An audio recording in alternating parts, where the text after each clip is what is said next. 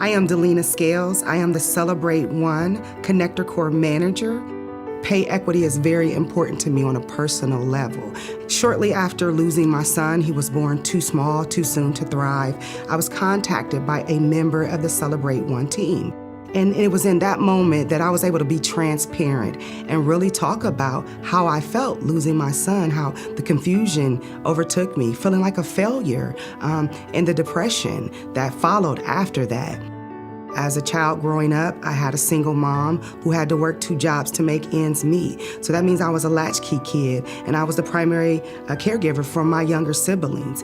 And that, in turn, impacted my overall health. So when I had my children, some of those same things my mom experienced, I experienced as a teenage mom, trying to find quality childcare, deciding on whether I was going to go to school or go to work. Finances are the key stressor in our women's lives. When they don't have the money that they need, it increases their chances of participating in high-risk behaviors that lead to our babies being born too small and too soon and not celebrating their first birthday. The Women's Commission was something that we started thinking about just after Andy was elected mayor. The very first thing we wanted to do, similar to what we did with the Greater Columbus Infant Mortality Task Force, was take a look at the data. The pay gap here in Central Ohio is 78 cents on the dollar. One of the things that we know is that there are many early adopters here in Columbus, Ohio, focusing on pay equity. Trailblazers like Cardinal Health that really took a look at this issue and implemented concrete measures to change their story on pay equity in their company. Every great company, to be great, to be successful, you've got to have great talent. And if you don't have pay equity, and really in a broader sense, in my perspective, gender equity, then you're not going to compete effectively for half the talent. For me, it's very personal. I'm married to a wonderful lady, Linda. I think it's important to show that for her. And then I have a daughter, Krista, who I don't want her to even worry about thinking about gender equity when she's in the workplace. So for me, it's the right thing to do. It's an important thing to do. It's a smart thing to do. And it's a very personal thing to do. I would love my daughter to be able to really see the world and think that she can do anything in this city, in this community, for the women here, for the girls here, is where I'm focused. Regardless of what's happening at the national level, we have such an opportunity in this city to impact the economic vitality of women and girls. Good morning. I'm Terry Williams-Ifaduba. I'm the Vice President of Engagement and Development here at the YWCA and a proud member of the Columbus Women's Commission. Thank you for being here today. On behalf of our Board of Trustees, staff, those we serve, and all of our volunteers, I welcome you to the Center for Women. Thank you. And allow me to thank our board chair, Renee Shoemate, and our newly named President and CEO, Christy Angel, for joining us on this occasion.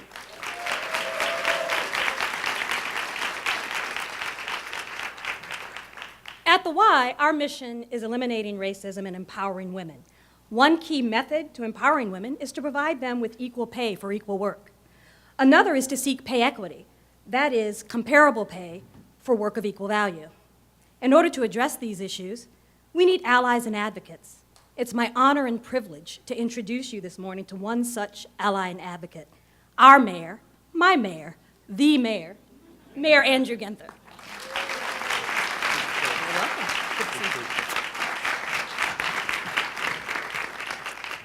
Good morning. What a great morning here in Columbus. We're thrilled to be at RY. And Terry, thank you for that generous introduction. And Renee, thank you to you and your colleagues on the board. And I don't know about you, but I got some great news this week, as well as did folks throughout this community, that the next leader in the great tradition and history of this Y is, I think, got some great work in store for women, for children, for families in this community. Christy, congratulations.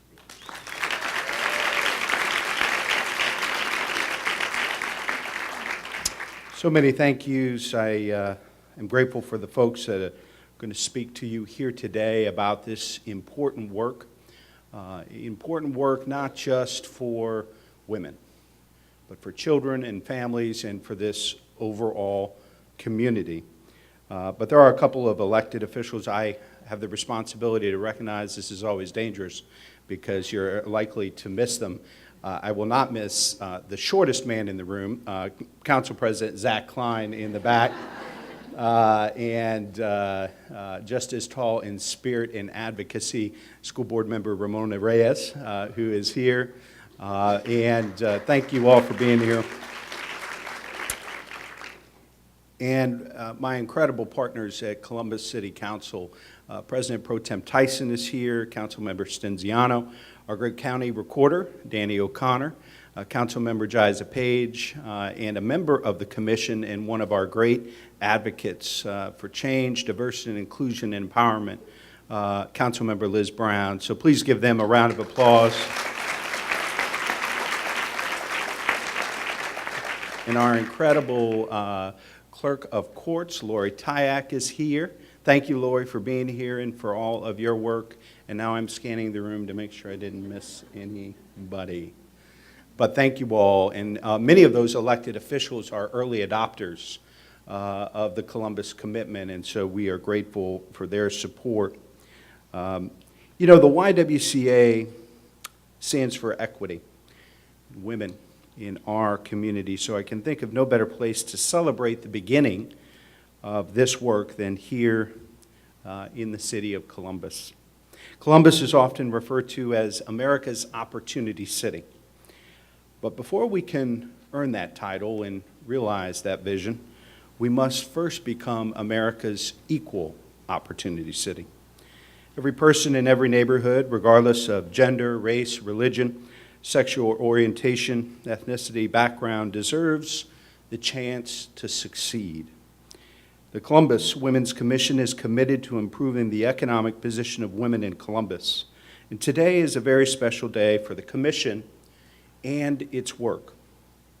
Today is a day that sets Columbus apart, because today we are announcing a voluntary pay equity pledge.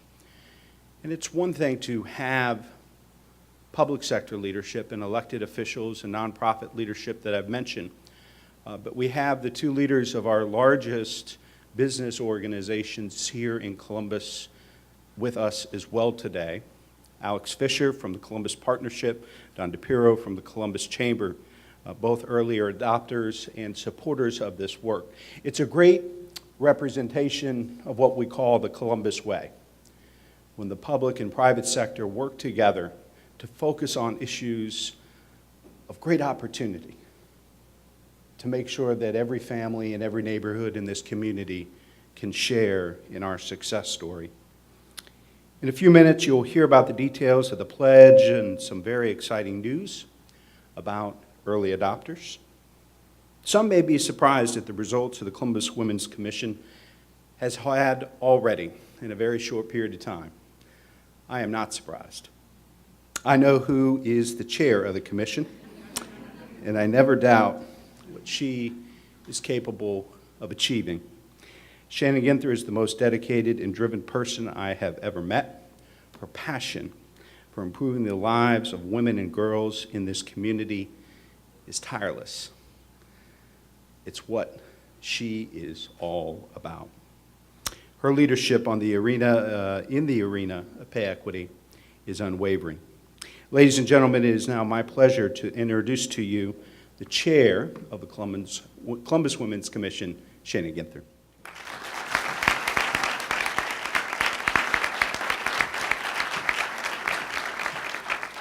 Good morning. It's a very exciting day here in Columbus, Ohio, for me, for the Women's Commission, and for everybody in this community. So before I get started, I wanted to do a couple of thank yous. First of all, to the mayor. I get to call him Andy, but to Mayor Ginther and his leadership, his administration's leadership on this issue, and being willing to have the conversation. Terry Effaduva and the Y for hosting us today, including Christy Angel, Commissioner and new CEO of the Y. Very exciting to continue to work with you. And the members of the Columbus Women's Commission and staff, can I ask you to stand?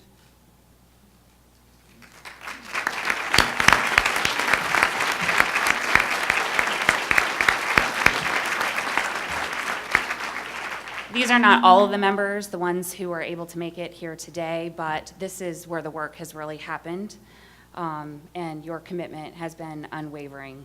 Thank you.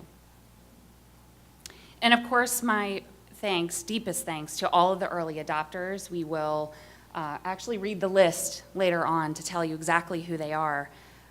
Overwhelming support for the Voluntary Pay Equity Pledge. So as I mentioned, today is a day to celebrate our community and to celebrate that we stand together today in equity. Equity for all of Columbus's residents.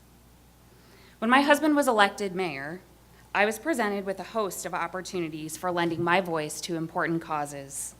But for me, the choice was clear.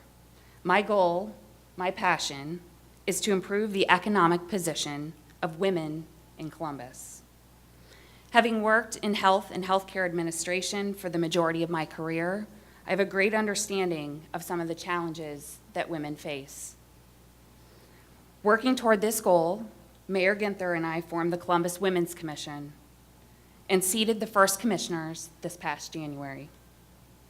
The commission is tasked with bringing awareness to the unique needs and challenges facing women in Columbus, and to convene, impart knowledge, catalyze, build partnerships, recommend solutions, and advocate to create change in this community with the intent and belief that all women have the opportunity to succeed. One of the first focus areas of the commission is pay equity. Currently, white women in this community earn 78 cents on the dollar for every dollar a man makes. This puts Columbus below the national average in pay of 80 cents on the dollar for pay equity. Women of color experience an even greater disparity. African American women earn 63 cents on the dollar, and Latina women earn 54 cents for every dollar a man earns. So we started our work on April 4th, which was Equal Pay Day for white women. We hosted a breakfast with Central Ohio leaders and took a look at the data and where we compared on the issue of pay equity. It was just really the start on how we could come together as a community to change the story. Over the last 6 months, we continued. We held focus groups, we talked to business leaders, including nonprofit leaders, corporate leaders, HR experts, working men and women. We gathered input and vetted the ideas. So we stand here today on November 2nd, and there is significance of the space we're in today and of the day. Today is Latina Equal Pay Day. What does that mean?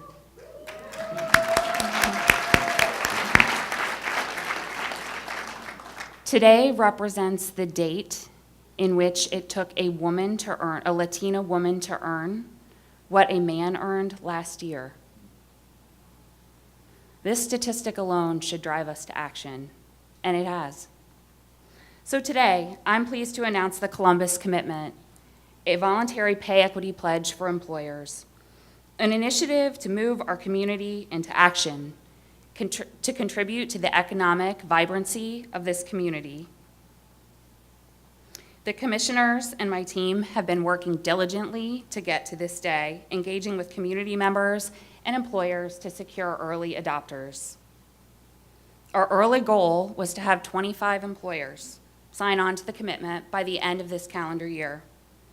I'm excited to share with you that as of today, we have 60 early adopters to the Pay Equity Pledge.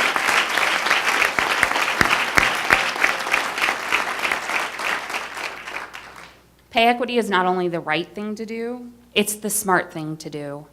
To compete effectively, companies need to explore and implement pay equity to hire and retain diverse talent. We all know that investing in women strengthens the economic backbone of our community. Empowering women begins with eliminating implicit bias and leveling the playing field. Moving the goal line from equal pay for equal work to 100% pay equity is the fuel that will make our community thrive. Today is more than just another great day in Columbus. It's a celebration of all who believe in this work and who have committed themselves to it. It is now my pleasure to introduce to you one of those early adopters, John Perez from Perez and Morris Law Firm.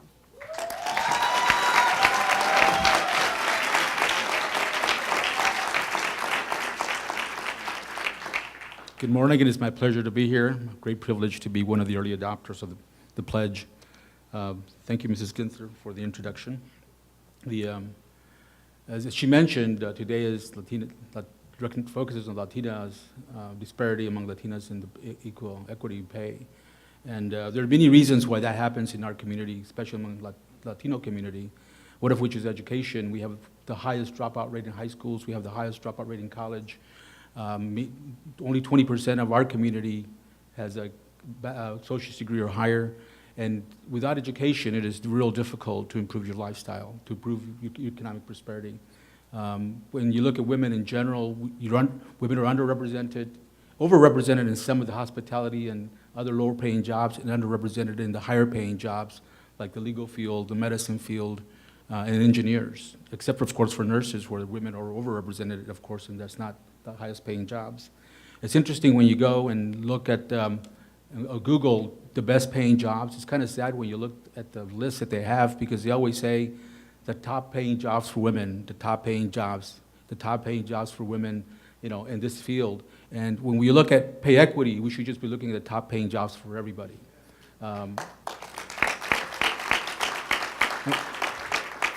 And I think we as employers, the community bears responsibility to make sure that that women are educated to the same levels of men, and also they're geared and promoted and shown the higher paying jobs and not just the lower paying jobs. The colleges, the universities, the schools, that is their responsibility. But we employers also have responsibility because not only is it the right thing to do, but it's an economic factor for us. We at Perez and Morris have been early adopters of pay equity for many years. We have a very transparent compensation system. We recognize that as much as men say they carry the same burden as women when children arrive, we understand that that is not true, and I don't fool myself. Men do not share the same burden as women, so we created a very flexible program for women so that they can work from home if they have to, that they can work remotely when they have to, when the kids are sick. And not only for women, we will also do it for men, because men also have the same pressures in their jobs. So it should be shared equity, not only should be focused on women. But what happens for us is that we were able to retain and attract great women talent that a lot of employers have not gone through the process of being flexible. So the women began to look for other opportunities, and we're the beneficiaries of that. And I think if you focus on flexibility for women and areas where they work, especially the legal field where I come from, you're going to be able to retain a lot better talent, because if you don't retain them, they're going to come to us, and we like that, right? So it's the right thing to do. The business argument is there for the concept. All women, all people should be paid equally for the work that they do. There should be no division by sex, gender, or any other classification. We've done it. It can be done. We got great results from all our employees. They enjoy it. Our turnover rate is so low that people, stand in line to apply with us, and we like that. We think it really works for us. So we were very excited to show off what we've done and challenge other employers out there to do the same thing, to go out there and change the way you view compensation structures, promotion models, and have more transparency so that women can know exactly what it's going to take for them to get to the next level. So they only gave me 3 minutes to speak, and I'm an attorney, so us, it's like asking to, I only have one more question, and we lawyers always have 3 or 4 or 5. So I'm going to cut my remarks right at that point, but it is my pleasure to introduce the next speaker, a woman who needs no introduction. She's on television selling pizza, and we all love pizza. Jane Grodier.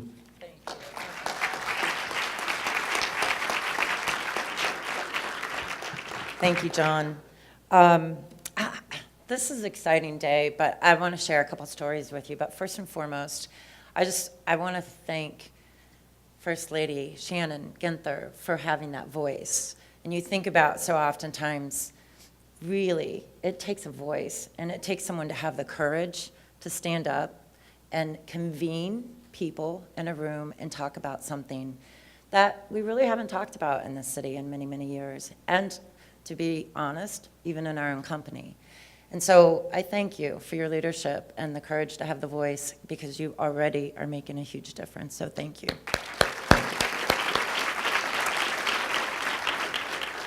We are a proud city and a smart city, and I love this city. I've never lived anywhere else, but I do love the city, where we can work here, we can play here, and we can live our lives here and be transparent. I think it's been really important for us just to share. We've been in business for 54 years, and if you don't know our story, we started on the south side of Columbus, which is, I say, South End, a really important neighborhood to us. But years ago, when my dad started, and if you know him today, he's the biggest advocate of women ever. But 54 years ago, when he went into business, my mom was also in the business, so you don't hear a lot about her. And she's an awesome lady. She now has 2 master's degree in behavioral health, and she started one of the founding mothers of Amethyst, which is a nonprofit, and she had her own business called Gentle Win. But years ago, when they went into business together, she didn't make a salary. And so she worked in the house behind our restaurant, making the sauce, taking care of the family, going back and forth, making sure that the business was taken care of as well, paying the bills, and didn't earn a salary. And honestly, I don't think growing up as kids we thought much of it, right? It's a family business. We didn't get paid for a while either, so you just did it. But I remember when I graduated from college, and by this time, she fought, man. So I was our first generation college, I would say, graduate. But my mom all of a sudden went back to college and decided she was going to graduate before my brother and myself. It took her 9 years, but she did it. And so after I graduated from college, and no intention, but it happened, my brother is smarter than me. He's older than me. He graduated 2 years before me. And he made $17,000 more coming out of college than I did. And I remember thinking, I started in the stores many years ago, but when I graduated from college, I was like, well, that doesn't seem very fair. And that's then when I started our people department. Instead of calling it human resources, that we called it people department. And the reality is, because it is resources for all people, and that there is equality that should be for everyone in our entire organization. So I think that was kind of my first, like, hey, wait a second, we all deserve equal pay for doing the job, right? So that, for me, was a very personal experience, but at the same time, we have a lot of work to do as a company. We have over 2,000 associates, over 40% of our workforce is women. 18% of our workforce have alternative backgrounds, meaning they've come from some type of incarceration or some type of background. And we're proud of our workforce, but we still have a lot of work to do. And I think it's really important that we measure this, which is why we're big advocates of early adopters for this, because what gets measured gets done. And we've never, as a city, as probably our nation, have done really a good job lifting that up. And so I'm excited that that's something that we're going to be paying attention to, not only as our company, but also in the city, which is really important. So while my role was Chief People Officer, I'm now Chairwoman of the board, and we have a wonderful Vice President of People in our organization, where I get to see this every single day, is up close and personal at Reeb Avenue Center. And I spoke earlier, I keep getting emotional about this, but every day I see single moms walk in that building, and every day they are faced with eviction, they're faced with not being able to find employment, and they're faced with not being able to take care of their children. And that's not right. And it's not just Reeb Avenue, but our entire city is wrapping our arms around this problem in our city, and this is one of the ways in which we can do that. So I had the privilege of speaking earlier this week at Community for New Directions, and a young lady who got a scholarship, who goes to Capitol through that organization, stood up and said something that really impacted me. I think she's a freshman at Capitol, and one of her professors said to her, You cannot spell challenge without change. And she paused because she's like, okay, right? You can't do it. You just can't do it. But it was really an impactful statement to me, and it's true. And so we've got to change, and we've got to accept this challenge, and as a city, get behind it. So that's what we're excited to do. I am now going to turn this over to Mark Swanson. If you know coffee, you know Mark, and he's an awesome community leader as well. Thank you.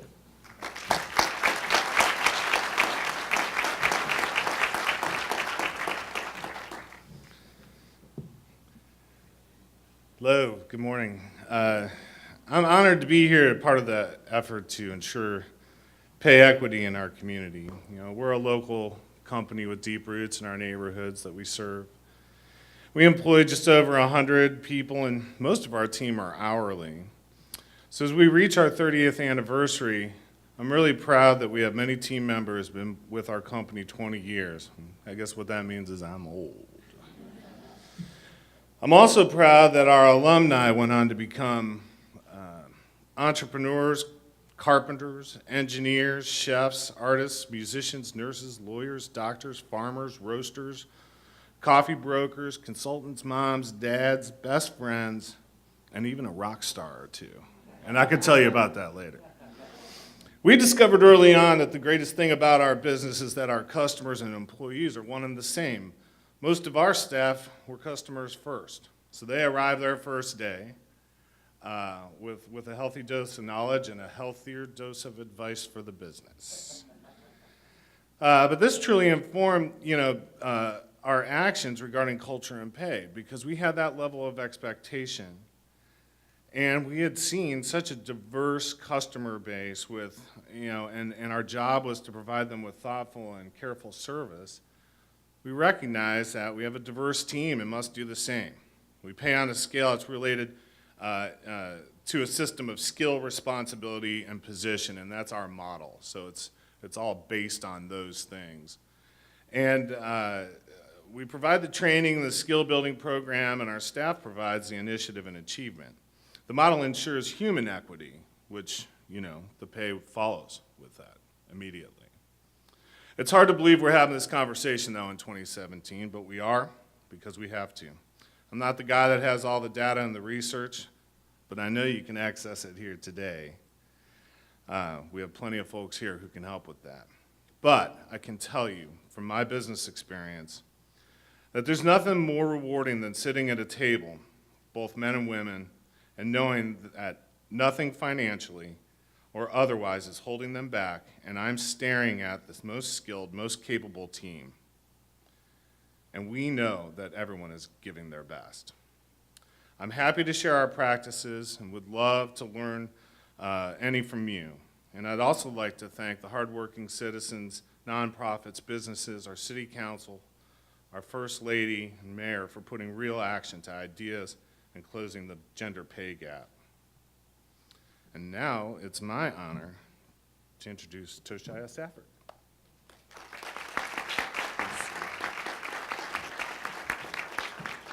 Thank you, Mark, and more importantly, thank you, Shannon, for the opportunity and the conversation. I'm Toshia Safford, and I'm proud to be a woman that serves my community as the president and CEO of the Center for Healthy Families. At the Center for Healthy Families, we serve young girls, and we create an opportunity where they can claim their identity boldly, but more importantly, unapologetically. At the Center for Healthy Families, we also support fathers. But for us at the center, we want to make sure that young women have the knowledge, skills, and values to cross the bridge to social and economic self-sufficiency. It's a heavy weight for them to bear. Our program lasts for up to 2 years. And when we think about pay equity, we look at the opportunity where we push the value of education and the importance to support your family with work. But we recognize if we put these building blocks in place that we must have better options for our young moms. In a society where we as women are often unrepresented, misrepresented, or most times ignored, I'm proud to be a part of a community where we value all of our women. I'm proud that the Center for Healthy Families is an early adopter of the Columbus Commitment. because pay equity is important, but for Columbus and Central Ohio, it really is the right thing to do. It addresses the systemic devaluation of Black women, Latina women, and all women. And today, I am proud that this community says enough. It is time for us to sound the alarm. Pay equity is not only important for this generation, but it's also important for the generation that is watching us. If the next generation fails to see the value of work, they will never solve poverty and our other economic inclusion challenges that we as a community face. As nonprofits, I am so excited to see a number of my colleagues here today. It is necessary for us to examine our policies, our procedures, and how we support our workers, the mission drivers, the frontline staff. As a nonprofit leader, I see daily, every day, the challenge that our young women face, and it's a dramatic effect on them. For young women serve the Center for Healthy Families, we are proud to say that they exceed the national graduation rate by 50%. But if we take a moment and think about those that are not served by the Center for Healthy Families, nationally, pregnant and parenting teens only graduate at a rate of 30%, and only 3% of them will receive a college degree by age 30. When we help young moms develop the values of education, the need to work for their families, we also recognize that they become the face of employment.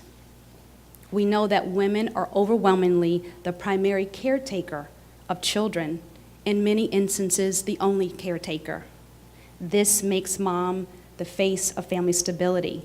When we think about Columbus, this makes mom the face of employment for thousands of our Columbus residents. I am grateful to the Columbus Commission for their work and impact on women and girls. When we think about change at the center, we say change starts with one person and another and another. But when we focus that change on advancing young moms, women and girls, we are all better for it. So I thank you all for joining us. I thank you for the commitment, and I'm honored and proud to be a part of the conversation. Thank you. Up next, we have a change agent that is leading the way, our Mayor Ginther.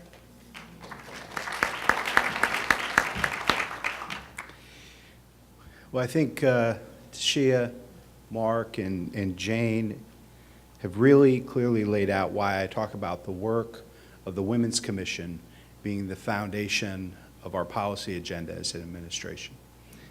You know, if you think about working to make sure that every family in every neighborhood is able to share in this success story that is Columbus, and building an economy that works for everybody, where shared prosperity can be realized regardless of what part of this community you live in, you see why the work of the Women's Commission and this pay equity pledge, this Columbus commitment, that's a pretty powerful visual, is so important to the future of this community. As you've heard this morning, the Columbus Women's Commission has 60 early adopters. For a little perspective, that means that 100,000 employees, 100,000 of our neighbors, their lives will be affected and improved by the Columbus commitment. I'm also happy to announce that your city, the city of Columbus, is also an early adopter.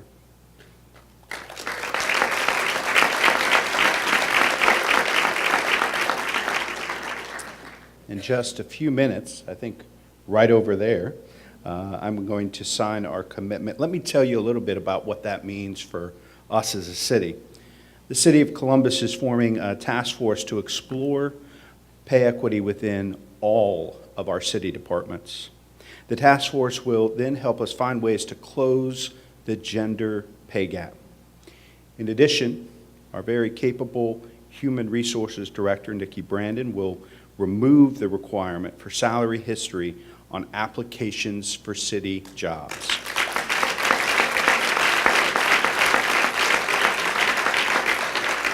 We know that policy, with all the research that's out there from a variety of studies, show how that makes it difficult for employees, especially women, to reach their full earning potential. The City of Columbus is also requiring that all of our employees go through implicit bias training.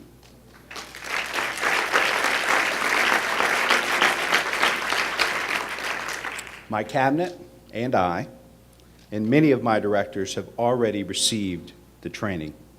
And now it is part of the orientation process for all new employees. Everyone has implicit bias. It is who we are. The challenge is, do we want to acknowledge it, recognize it, and get the skills and strategies we need to deal with it? Being aware of our own biases make it possible for us to overcome them, which will be key in our work to close the pay gap. Now it is my honor to have Shannon join me here at the podium as we read this ever-growing list of early adopters. Shannon?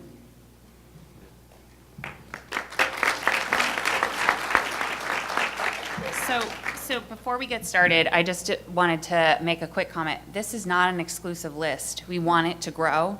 These were just the very first people that we asked, and they said yes.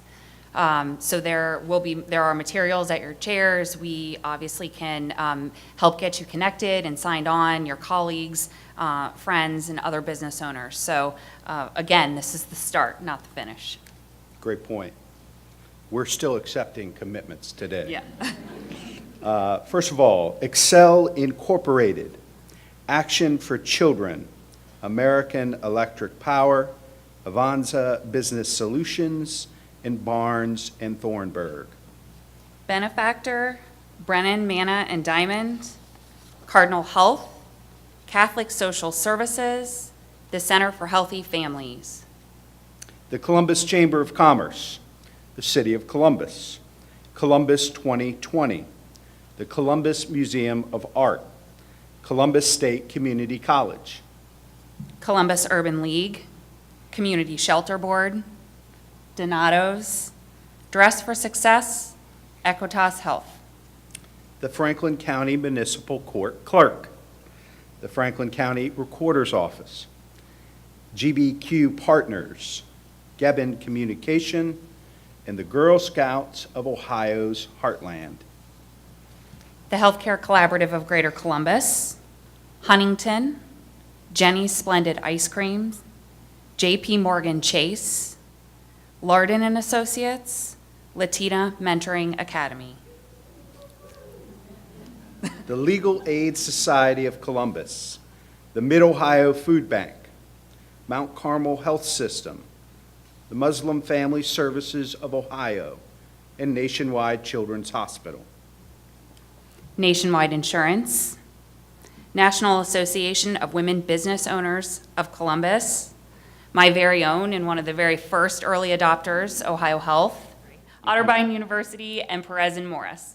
Planned Parenthood of Greater Ohio, PMM Agency, Stoff's Coffee Roasters, Steiner and Associates, the Susan G. Komen Columbus Race for the Cure, T&M Associates, the Columbus Partnership, the Intelligent Office, the Ohio State University, the Ohio State University Wexner Medical Center, the Women's Fund of Central Ohio. Thoughtwell, Tree, the United Way of Central Ohio, Women for Economic Leadership and Development, Columbus, Wiretap. The Women's Small Business Accelerator, and the YWCA. Can we have a round of applause for all of our early adopters?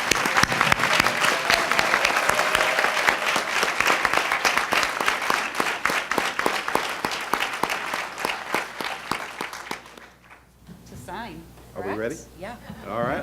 time to sign.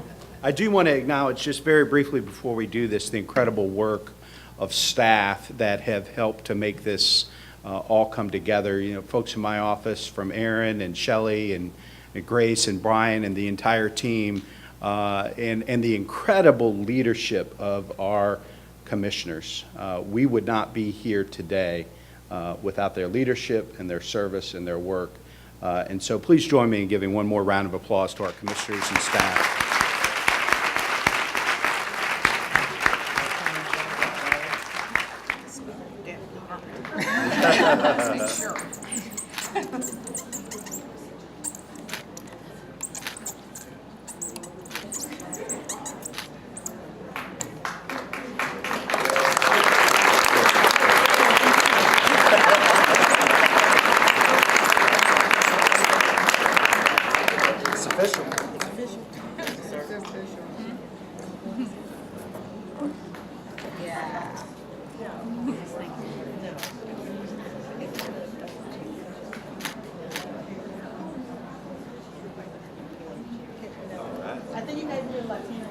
That's right.